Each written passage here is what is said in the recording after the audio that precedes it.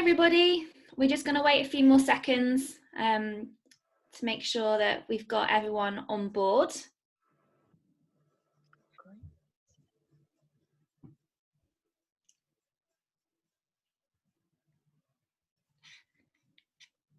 Excellent. Hope everyone's got a drink.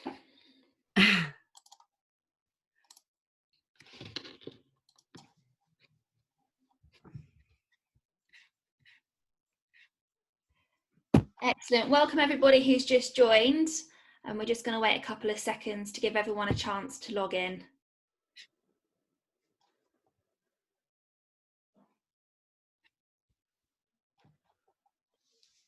Where it's the NHS clap tonight on the UK side.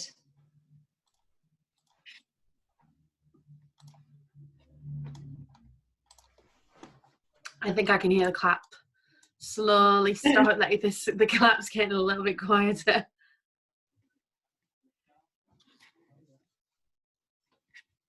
Great. Hey folks, welcome to our second global edition of Women in DevOps webinar, How to Stay Well Educated Remotely. Before we kick off the panel and introduce our speakers, I just have to do a little bit of housekeeping and let everybody know you have all been muted upon entry, but you want to make sure that this webinar is as engaging as possible. So please do feel free to put questions into the chat box to the right. We will also be running a live networking event at the end, so we'll share the link into the chat box also towards the end for you to join after the panel discussion. Final thing to mention is, as always, we are recording this webinar, which we will share to our YouTube channel. I will also share in the chat box the link to this, along with the link to our social media platforms also. A little bit about Women in DevOps. So we established Women in DevOps in 2017, specifically to address the issue of gender imbalance in the DevOps industry. Our aim is to help close the gender gap by empowering women to create innovative solutions, encourage organizations to retain women into their tech communities, and to promote gender equality.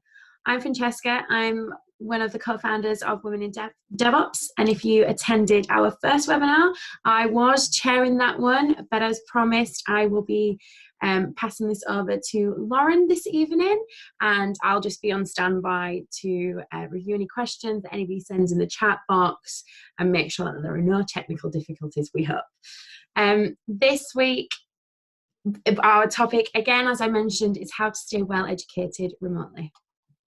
Over to you, Lauren. Perfect, thank you.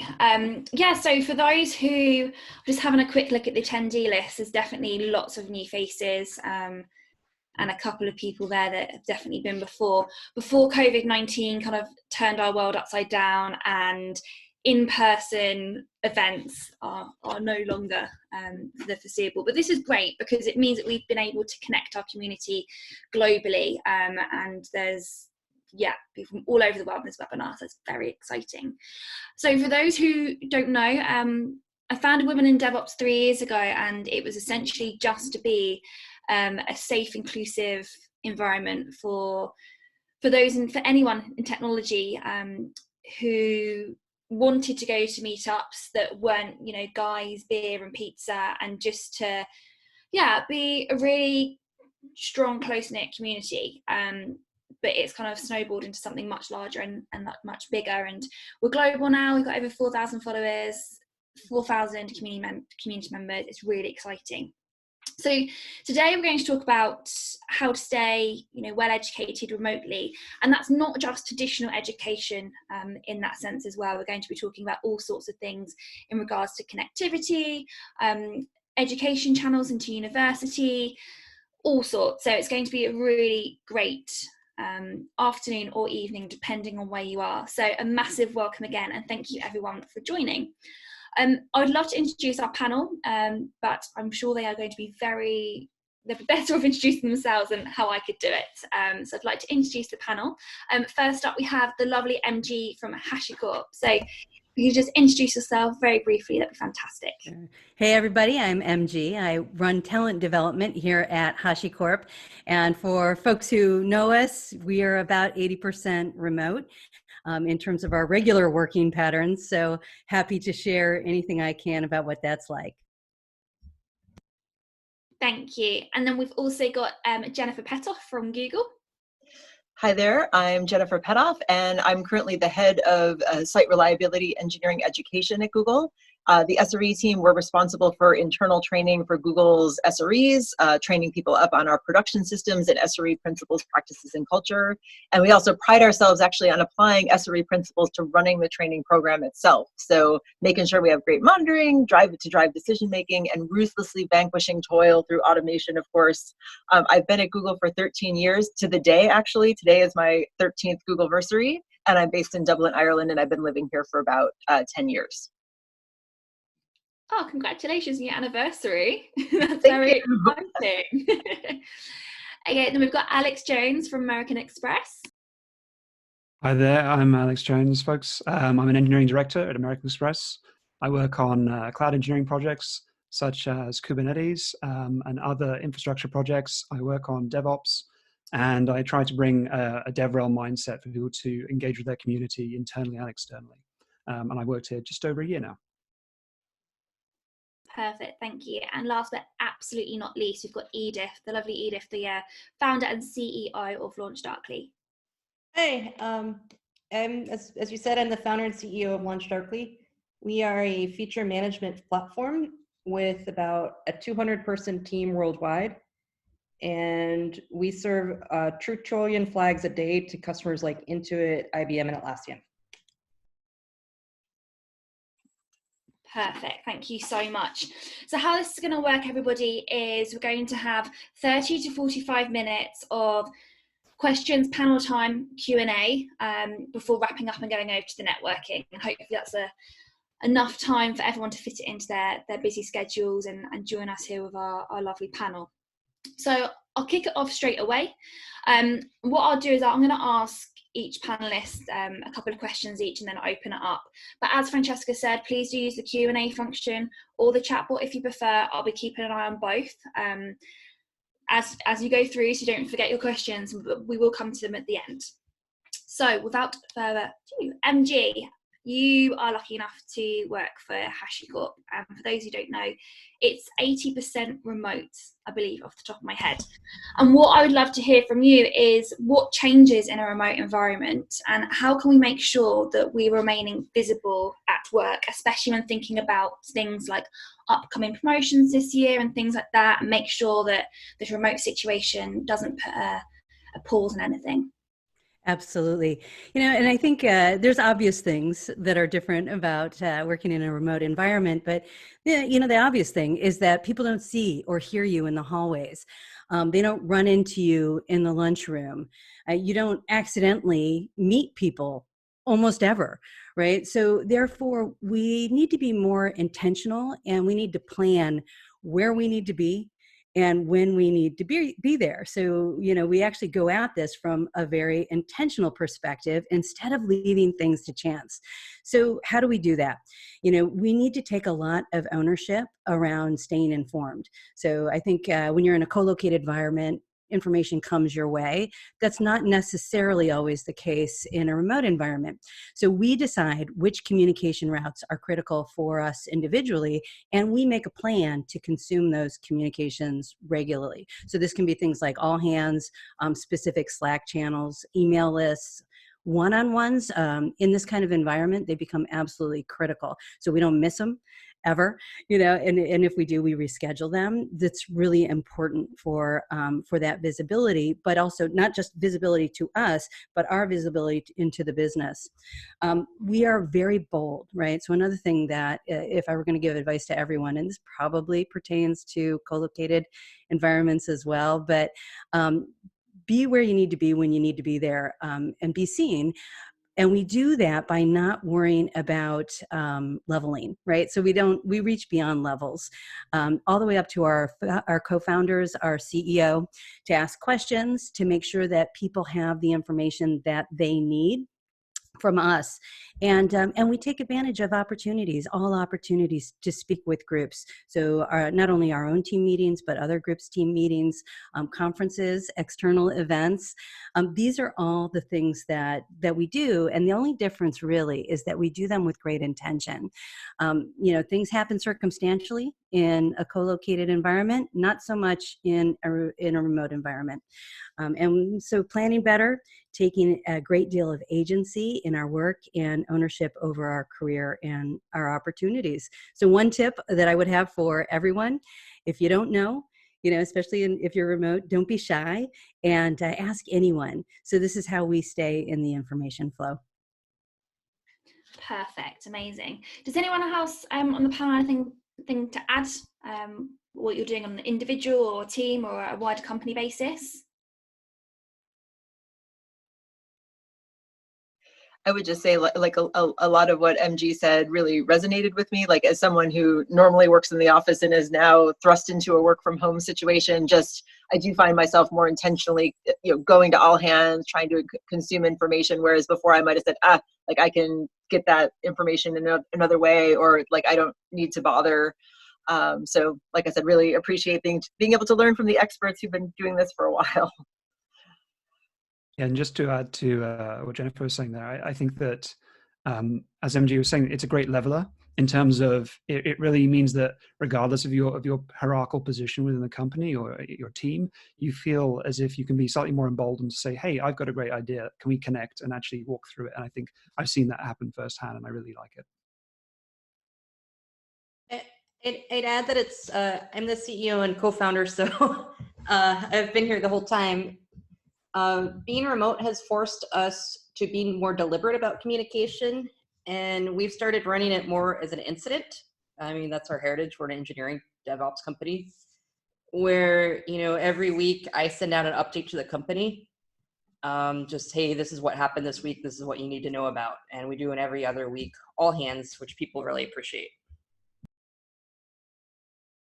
Excellent. Well, with that in mind then, Edith, and it leads on really nicely to my next question. I know that LaunchDarkly have a very impressive people strategy reputation. The average tenure is unbelievable, one of the best I've ever seen.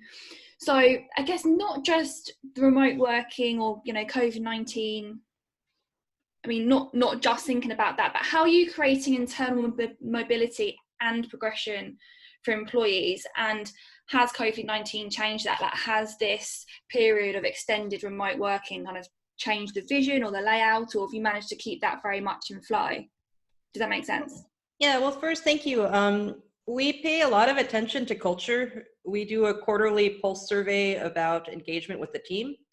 After COVID, we started doing it monthly, because I thought, honestly, the results that we got in February were a little stale.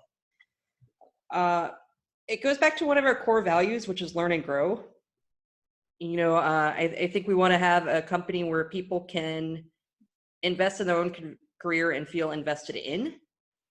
So a program we've done for the past 5 years, which is very popular, is everybody gets $2,500 for learning and development. This includes me. I had courses I wanted to take, and my only ask the team is that they be roughly relevant to your job. But we've had some great ones of someone who's in an admin role taking some classes in project management, because they want to invest in themselves. It came out of my own frustration at prior jobs where, my employer would say, why would they take that class? They're not going to use it here, and then they'll just leave. I'm like, well, why don't you let them take the class and learn something and then take it back into the company? So that's been really popular. Now people are using that $2,500 more for online learning, which is entirely welcome, or just books or online courses. Perfect. Yeah, I've had really good feedback as well. On that on a personal level, opening up to the rest of you folks. Are you seeing similar results? Have you seen online training becoming more popular, or any other initiatives that you're very proud of? So we have only just really launched our talent development group. So kind of like centralized training for everyone. And this is around all kinds of things related to career progression. So we don't do, technical training in-house for, within my group, but we do everything. So we have once a year where we get together and we do a leadership kind of thing for folks during that once a year. Otherwise, everything is consumed in online in some format. So we deliver content online on demand, and then we get people together live on Zoom, et cetera, to actually kind of talk through that content. So we've just recently launched new programs doing this, and this is our standard approach. So so in terms of equalizing, it gives everyone the same opportunities, and makes for a nice and inclusive experience for people because everyone can participate.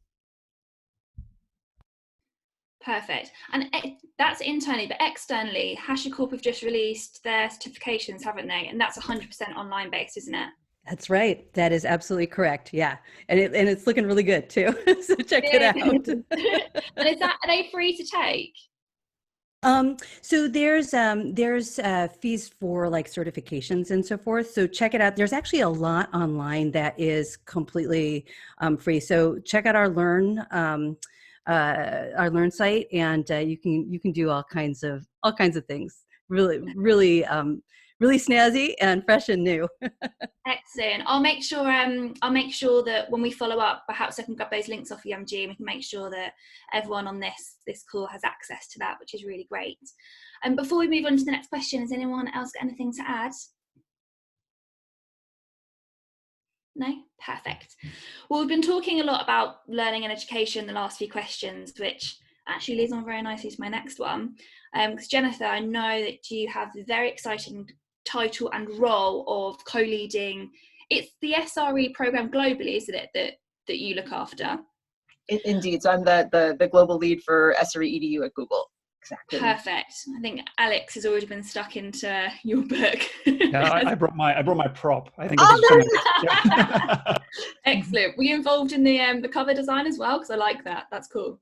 No, apparently, so that was one of the biggest questions we had when we wrote the book. Actually, when we were working on it, what's our cover animal going to be? We all had opinions on what it should be, but it turns out like O'Reilly has a very specific process of how they determine that, and we have no say at all. So we're pretty happy with the ornate monitor lizard for the book. Could have been a lot worse. Yeah, that is true. That is true. So, in your best opinion, I can't think of anyone else in this space that I would be better off asking this question to. As an individual, how can we best upskill ourselves in this climate, especially within the DevOps, SRE, and cloud infrastructure space? Great. Now that is a great question, of course. The first thing I wanted to say was, training needs really depend on where you and your organization are in their DevOps or SRE journey. So think about there's three dimensions you might want to think about. So I call it's maturity, it's familiarity, it's experience. So maturity is really related to your organization and where they are in adopting an SRE or DevOps practice, the principles, practices, and culture. Familiarity is basically like, how long have you been at your company? How familiar are you with the organization and the associated infrastructure? And then experience is like, are you, an SRE ninja? Are you just getting started? Like, have you worked as an SRE practitioner before? So let's look at the two cases there. So if you're just starting out, I think the SRE books and the resources on google.com/SRE could be helpful.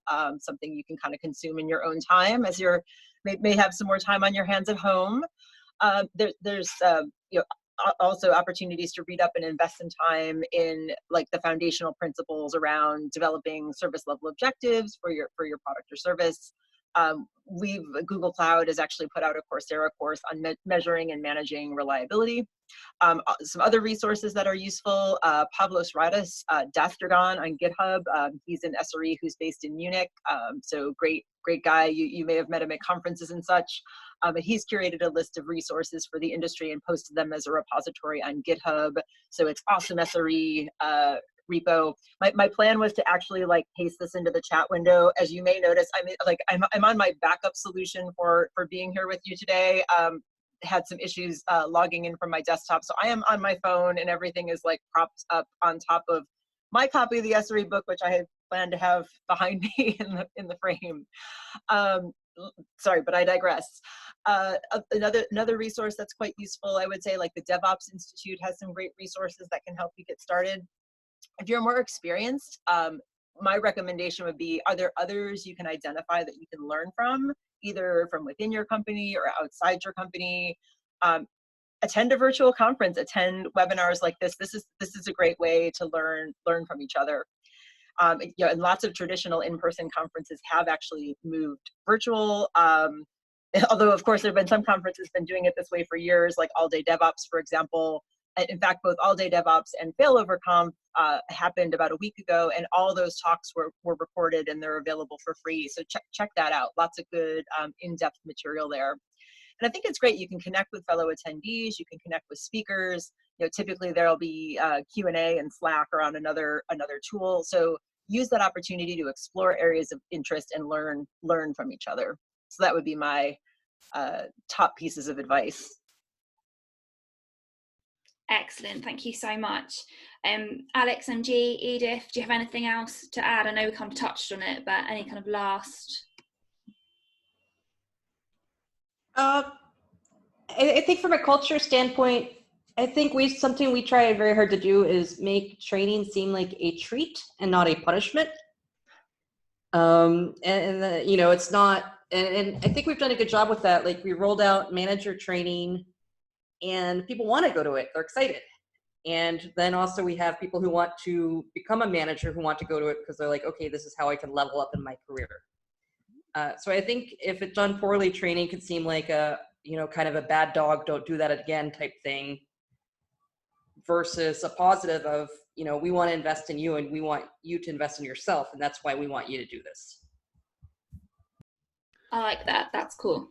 And just to add a little to what Jennifer was saying previously to this, I think when people ask me, how do you get into DevOps, it can be a little bit like staring at the sun. It's such a broad domain.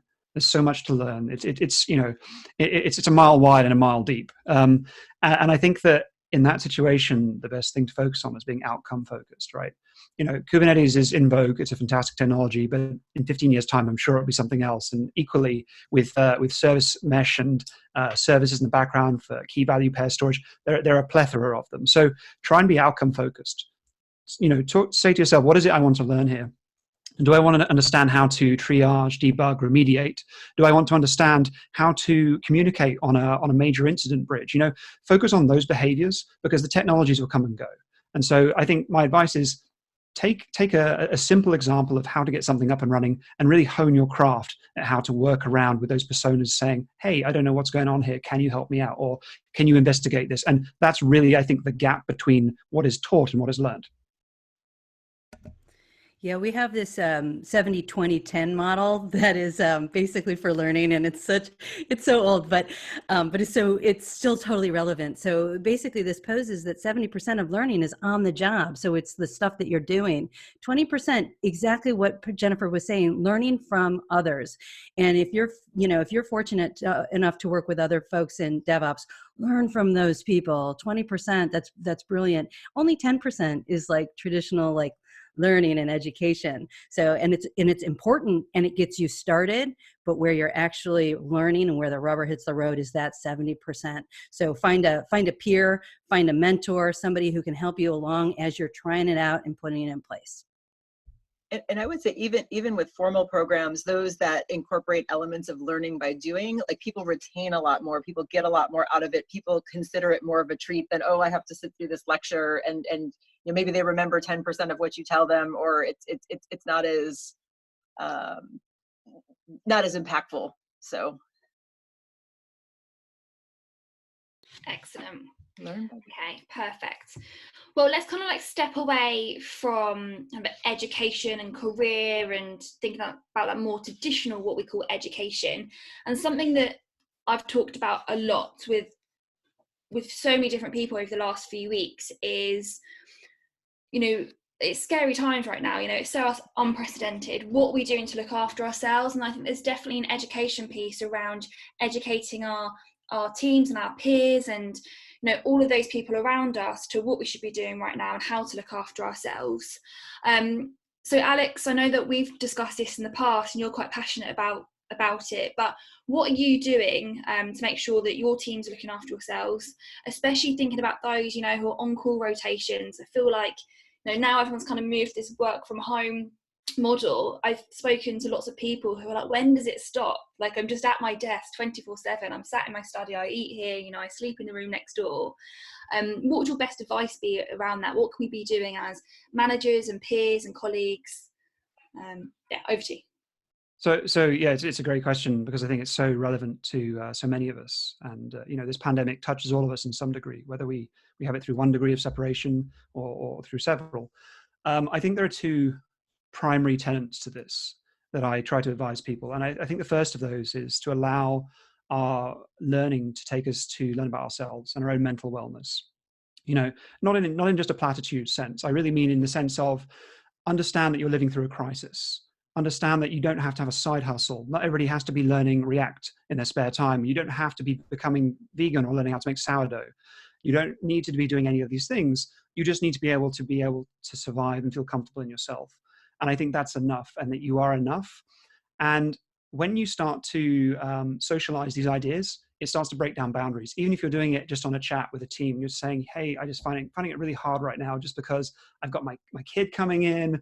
I'm finding just hearing you difficult, or I can only work through till 3 p.m. because I've got to go out and deliver some groceries to a vulnerable person nearby me. These are all things that happen day in, day out at the moment. And we're only just starting to see the long-term psychological impacts this is having on children, on adults. And so just be kind to yourself. And so one of the things that I'm really, really passionate about conveying right now is that we need to create an SMI, a social mesh interface for each other, right? We need to, to coin a term, we need to really be able to be there for each other.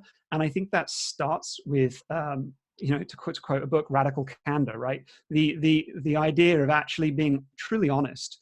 And this comes back to something we were saying earlier on about being on the screen. For some people, it's actually an enabler, right? You feel a little bit less intimidated, a little bit like you could perhaps explain your true feelings and not be too worried about what somebody might think. And I've seen that happen. People, it's like being on the phone call. You feel a little bit less vulnerable because you're not there in person. And so for some of the more conscientious and perhaps quieter people, it really works as a mechanism to get them thinking and talking. And, this helps to cultivate other behaviors in other team members, right? This helps other team members to become more empathetic and develop a compassion and conscientiousness. And this comes to the second tenet. I think that I would always recommend people try to cultivate internal heuristics. So what that basically means is learn yourself, right? Acknowledge when you need to take breaks. Acknowledge that it's okay to take PTO in a pandemic. I bet not many people have thought about that, right? You can take PTO even though you're at your own home. It's okay. Take a few days off because you can't be on all the time. And the last thing I'd say is just try and develop a spider sense for your own mental well-being. So when you're, debugging in Tmux and you've got 15 shells open and you're trying to figure this thing out at 2 a.m., just take a step back and realize that you need to put some balance there to make sure that you're not getting too burned out. And we can be the experts of ourselves, even if we can't control the external situation around us. Excellent, thank you. And yeah, anything else to add from the rest of the panel, Edith? Anything that LaunchDarkly yourself, anything to add? I think burnout is real. Something that we've done at the company is encourage everybody to set hours. And it's fine to say, hey, here's my hour when I'm cooking lunch. You still have, or I need to take this half hour at the beginning of the day to settle my kids in with their breakfast. And I think the big thing for us, to the tie back to DevOps, is we need to know where people are so that when we need them, we know who we can reach out to. And it's much better just to know that than to not. No, perfect. Anything else? I think that social mesh interface is so important. And we actually have a few people in our organization. So one woman, her name's Colleen Fukui Sketchley. She does engagement and also diversity and inclusion. And she has taken on herself to actually help make this mesh all over the organization. So we do these we do virtual Hashi cafes, which is something that we do in our IRL conferences, but we get like 12 people together at a time and just talk about BS, right? It's awesome.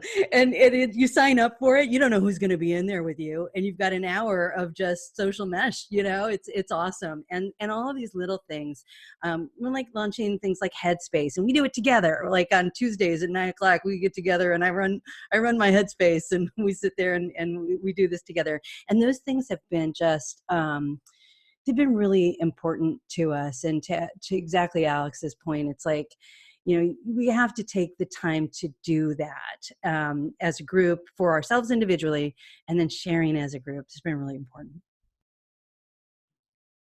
Good. Anything from yourself, Jennifer? No, I think, like I said, I know. I was saying, it all really resonated with me. I'm picking up a few tidbits that, like I said, the social mesh, the SMI, etc. Like, I think that's like, there's some things I want to take away. I'm learning by doing this webinar. No, excellent. And just to go back to Edith's point about, take time out, make sure you're visible. I've only actually landed in the US about 7 weeks ago now, and I certainly wouldn't recommend relocating in a global pandemic. Like, do not put that on your bucket list under any circumstances.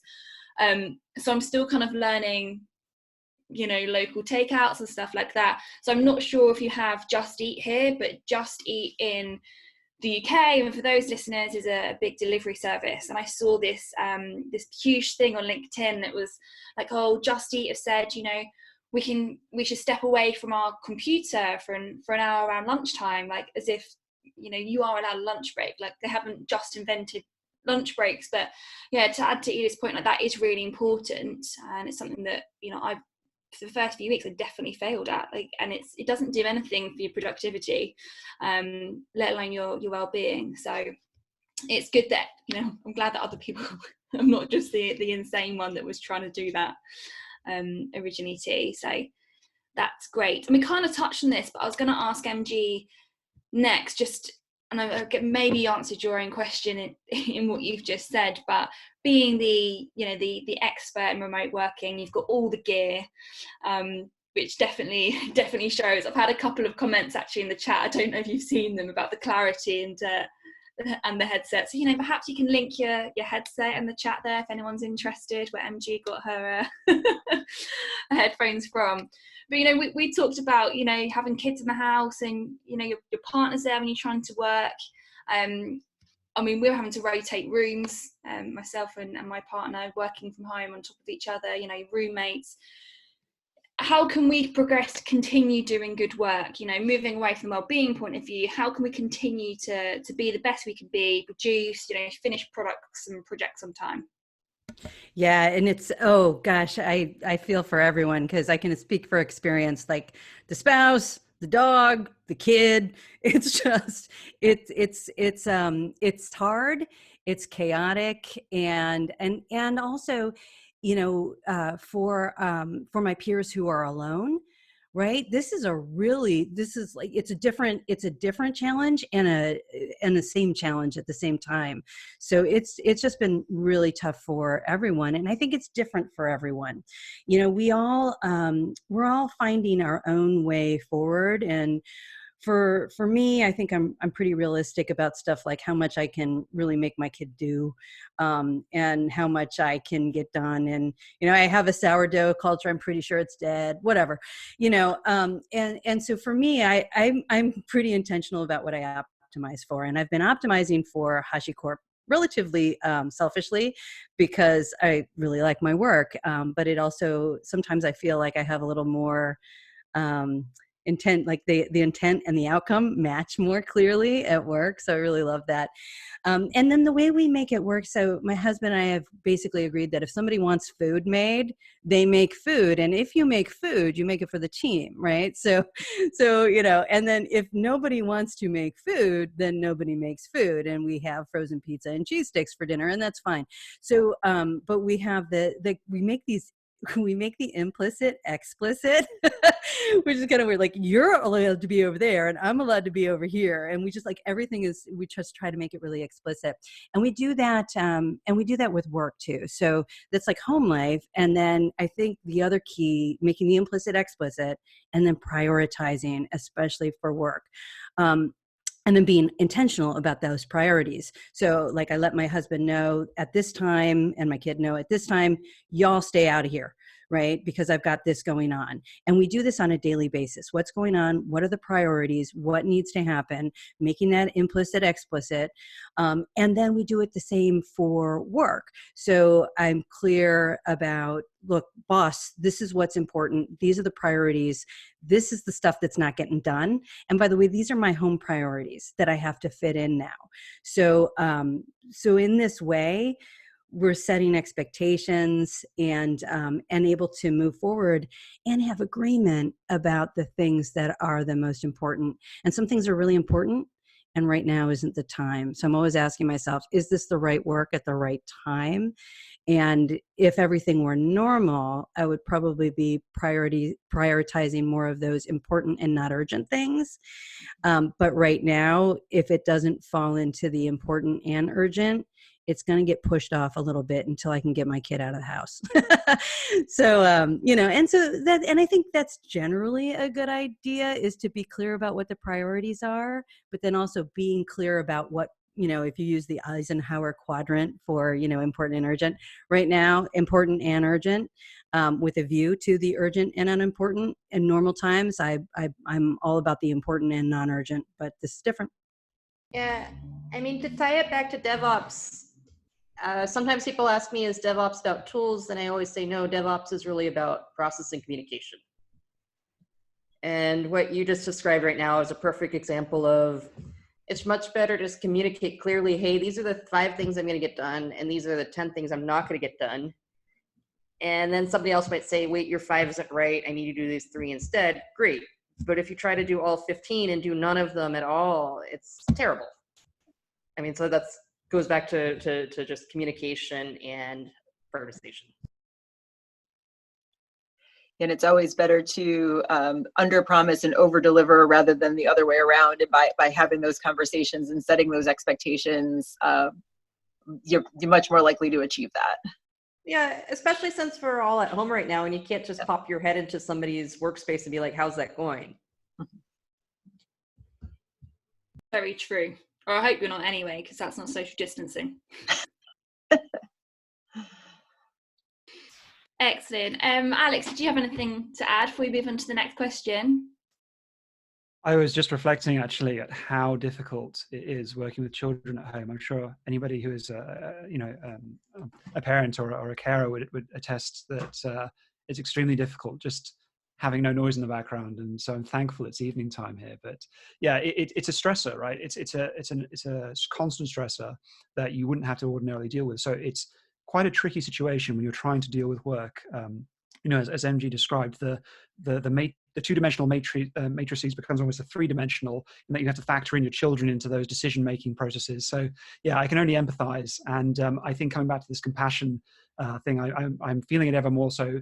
Having one is enough. As soon as people have more than that, I think that I can really see how it multiplies the strain. Okay, perfect. I'm a bit conscious of time, so I have one more question, then we've got lots of questions, well, not lots, but quite a few questions to go through, so we'll make sure, guys, that we're getting all of those answered. So very much last but not least, and a very interesting question actually, and it's been a hot topic recently. Now we're starting to think of well, it's coming up to summer, isn't it? So lots of graduates are going to start thinking about finishing off their exams. They don't know what they're going to be doing next. And as an individual, as you know, founder of Women in DevOps, an advocate for the DevOps community, I believe that as an individual, that we're all responsible for encouraging anyone to get into tech, not just the leaders of the community, but everybody. We should be, you know, encouraging to get into DevOps, any sort of technology, etc., etc. And Jennifer, I know you've been doing some incredible work with universities and and all sorts of different partnerships and routes out of university into real life jobs. So when thinking about DevOps in particular, how can we utilize those relationships with colleges and universities? But more importantly, why are they so important? Because I think that's something that can often be overlooked.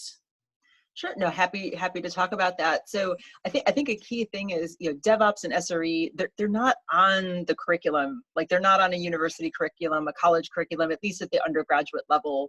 Like, these are often things that you learn on the job. You learn by doing. I think oftentimes students are really focused on, small projects. They're not necessarily thinking about how their project fits into the bigger picture or fits into, a bigger piece of infrastructure, or how they'd scale it to 1 million or more users. But this is important skills to develop. And I think students who think about these sorts of considerations and build these skills early on really have a competitive advantage when it comes to getting a job once they graduate. So Lauren was talking about some of the work that I do with universities. So I have a 20% project where we're working with universities and institutes of technology here in Ireland. And our goal is basically to help students understand how working in industry is different from what they see in the classroom, and to give them opportunities to get a taste for themselves, so to speak. So we promote internships to help students get real world experience. And in fact, like, beyond internships, like, we want students to get as much hands-on experience as possible. Like, that hands-on experience outside of the classroom, it's gold. Whether it's volunteering on an open source project or a hackathon, these are great ways to just practice what you're learning in the classroom. And in fact, internships and open source projects too, they give students experience with change control and working with others towards a shared goal.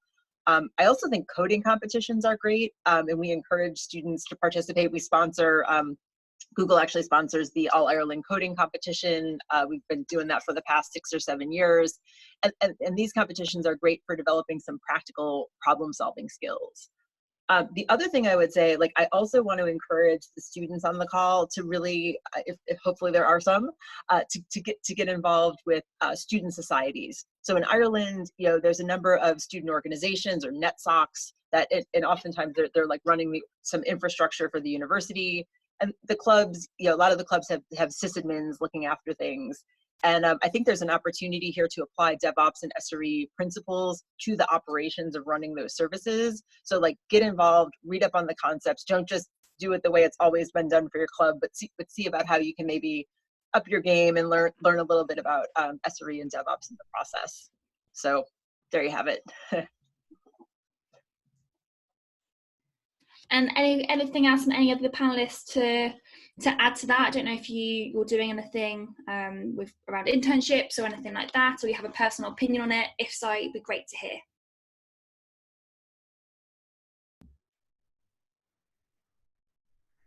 That's okay. I was going to say I'm a huge fan of internships. I started my career as an intern, and we try to give back every year to our interns, and we're still remaining our program this year, even though it's remote. Yeah, that's amazing. And I've seen a couple of questions, and I'll come to them in a second. I know there is a couple of trainees and juniors in this call, so that will be hopefully a huge, inspiration, Edith, to hear that started as intern, and now you're CEO and co-founder of an incredibly successful business globally. So thank you for sharing that. Yeah. We also have an apprentice engineer program. And so this is for folks who maybe they've done an internship with us or elsewhere, and they're ready for that kind of like that first role, typically out of school. And it's great because it helps people to go from, kind of like that early, like almost like an entry point up through getting to the engineer level in a very intentional way and with purpose and with a plan. So check it out. Excellent. Cool. Well, look, thank you so much.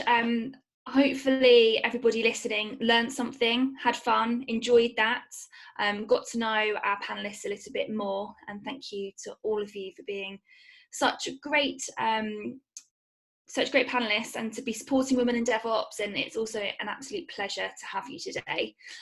Hopefully you've all got a couple more minutes just to answer a quick few questions before we wrap up. Is that okay? Yeah. Sounds good. Perfect. So maybe we stick on this and kind of work backwards. I've seen a couple of questions. One in particular, we have Tristan Clapp, who's been asking, he's a current trainee, and is there any particular certifications that the panelists would consider vital in changing the industry, or any that you'd particularly recommend, or any current opportunities that you'd recommend? I think perhaps, yeah, looking for some certifications to complete. I actually think like the hands-on experience, I think, is more important than a certificate that, like I think, like I said, the hands-on experience, I think, is more important than a certification, at least for, you know, companies that I've worked at. But I'm not sure what others on the call think in terms of certifications that might be helpful. Yeah, I think I'm inclined to agree. There are a few certifications that the Linux Foundation and the Cloud Computing CNCF, sorry, Cloud Computing Foundation will offer. However, I think the problem is that some of these are paid for, and that usually is a bar to an entry. And I think that it's not completely necessary. As Jennifer was saying, that, you know, when you go to interviews and when you're asked about your experience, a certification is just sort of a shortcut to authority. Really being able to show and explain your mindset and to really kind of explain the fabric of your character and what you care about is far more important. So I think that hands-on training beats that any day of the week. Okay, thank you. So one more then. So this is from James Heggs.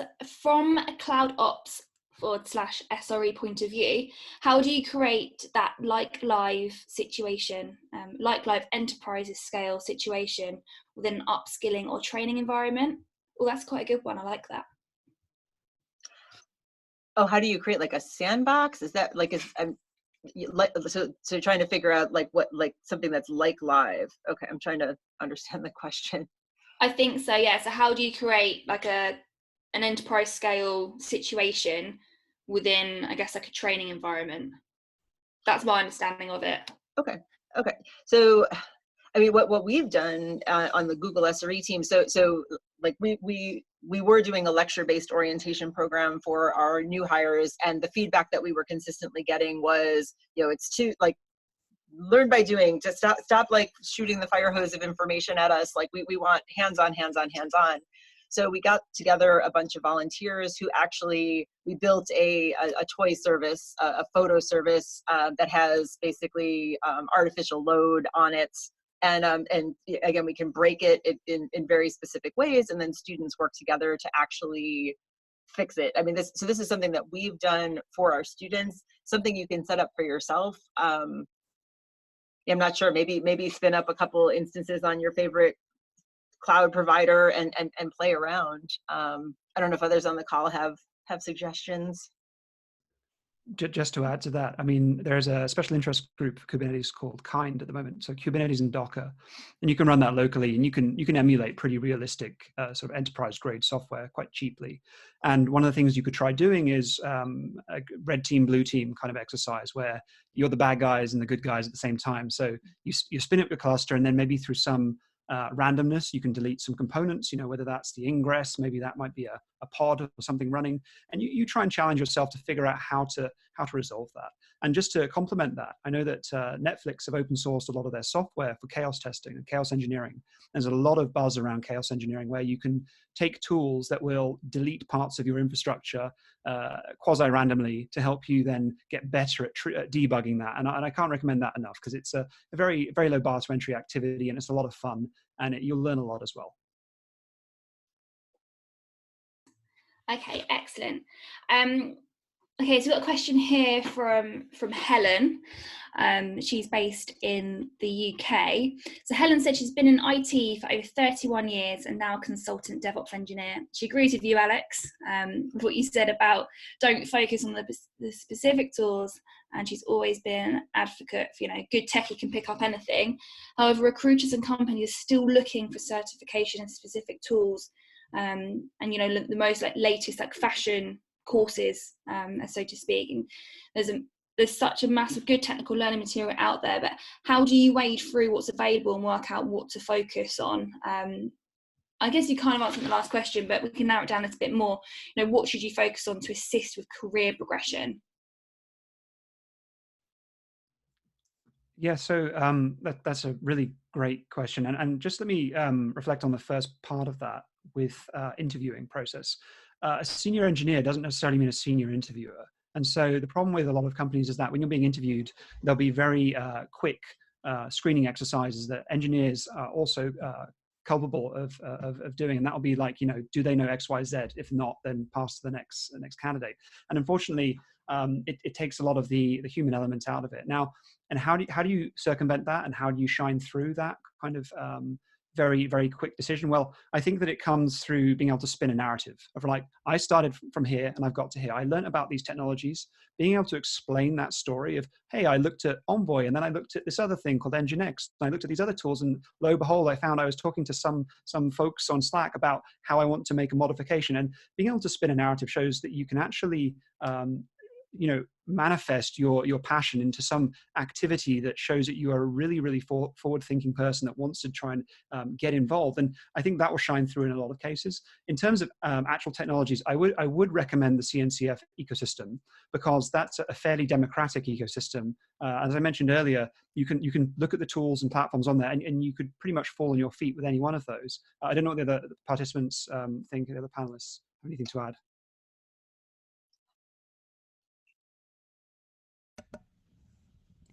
So one thing that Alex was talking about was that ability to spin a good narrative. I think that's critical. And then, so there's a model that a lot of us use for interviewing. It's behavioral interviewing, and the model is called STAR. And you can use it too.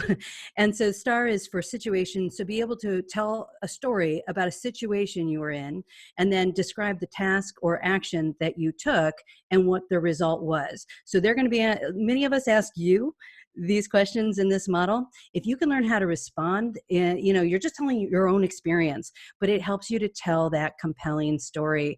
And it also can help you think in those terms as well. So as you're designing your career and your path forward, think about the situations, like what are the tasks and the actions you want? What's the situation that you can get that out of? And be able to then talk about the results in a way that is like, whether it's metrics or whatever those results are, be able to talk about it from a results perspective that will help you to plan, and will also help you to talk with others about it. And I think that's a great way to think about it.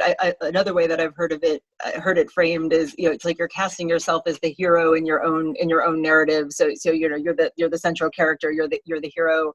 Or like when you're thinking about your CV, for example, like framing the items on there in terms of, you know, I accomplished X by doing Y with impact Z, depending on where you are in the world right now, and that can be super helpful in terms of helping you tell that story, giving you a bit of a formula to assist with that. Okay, perfect. And Angie, am I right in thinking you have a PhD, don't you, in behavioural, this is off the top of my head, behavioural psychology? Yeah, organizational psychology. Yeah. Yeah. And by the way, I looked up Jennifer. She's got a PhD from Stanford in physics. Chemistry, but yeah. Oh, chemistry, sorry. Physics was not my strong suit. Okay. I argue with that. But again, 10%, okay? So 70% on the job, you know, and so and by the way, companies like us, or like a lot of companies, we don't, yeah, I mean, it's cool to have, but that was for me. So, you know, for us, it's really about that on the job. And so when you look at some of our folks that, you know, our HashiCorp folks, you know, we have all kinds of backgrounds. Oh, excellent. And I hope that shows as well to everybody listening that we really wanted to have, you know, global leaders in this space around education. And Edith and Alex, you know, experts in their fields. LaunchDarkly is an incredible business, and Alex Jones, you know, Amex doing some really cool stuff at the moment. So it was a very thought together panelist. So thank you once again for all taking part, and very much your expert opinion. I think we've got time for one more question. And then what I'll do is I'll put the link into the chat, which will be a different Zoom meeting link where we're going to set up some breakout rooms so you can all network virtually, and hopefully that'll answer your question, Katie, about how to best network in virtual conferences. We're going to try this out shortly for the first time, so do bear with for any technical hiccups that may or may not happen, but that should be a good opportunity for everyone to meet each other and get to know each other a little bit more. So last question being from Hayley, which is very topical as well, is how are you ensuring that any junior engineers, or I guess any engineer in that matter, is having a really great onboarding experience remotely in the current climate? I can answer that one, and then HashiCorp probably can. We already have our full schedule of onboarding, and we started to onboard people in other regions. And actually people have said they like it even more because with everybody remote, they feel on equal footing. Before, when we had 80% of the cohort all in Oakland and 20% elsewhere, the elsewhere finally felt left out. Now it's kind of forced us to be fully remote. But I see Margaret nodding a lot. Yeah, exactly. Yeah, just what you said. That inclusivity that you can have when you do this the same for everybody is it's like a huge advantage, and it kind of gives everybody that same that feeling of being part of the organization. So we have a big built out onboarding now. So, from moment one, you're in our LMS and you're getting set up on all of your systems. It goes for about 4 months. We have an actual event. So it's an online conference that we run monthly for new hires, with all of the executives speaking. Some of them are on demand and some of them are live. It includes our co-founder, Armand Dadgar, our CEO, live, answers all of everybody's questions. And then it also includes things like we've got new hire buddies. I mean, it's extensive. But it's available to everyone, no matter where you are, and it has wide involvement from just darn near, everyone who you touch is involved in your onboarding in one way or another, all the way up to the CEO. And that's really fun for folks. I just wanted to add that, we judge ourselves by the onboarding experience, whether they're junior engineers or senior engineers. It's the barometer to which we sort of steer ourselves true. And if our onboarding experience sucks, then we have a really long look in the mirror and think about how we can improve that, because that's the first impression people get of your company. And we've made great strides even where I work within the last year to make sure that experience is getting better and better. And we learn from it, right? Because every time you onboard someone, it's a different mindset that's being onboarded. It's a different set of questions. It's someone from a different background. And having that ability to be inclusive in your onboarding experience as well is super important. And so it's an evolving, living document, I think, the onboarding process for us as well. And I think it's really important to make sure you're not leaving people to sink or swim, so to speak, like figuring out how to set people up for success. And in these times where we're all working from home and there's less, opportunity to just drop by someone's desk or what have you, like, again, being more intentional about checking in with people, having your new folks pair them up with someone that can check in more regularly to make sure they're getting what they need and getting their questions answered. Excellent. Perfect. Well, I think that's a really nice note to end on. I just want to say such a massive thank you to Jennifer, to Edith, to Alex, and to MG.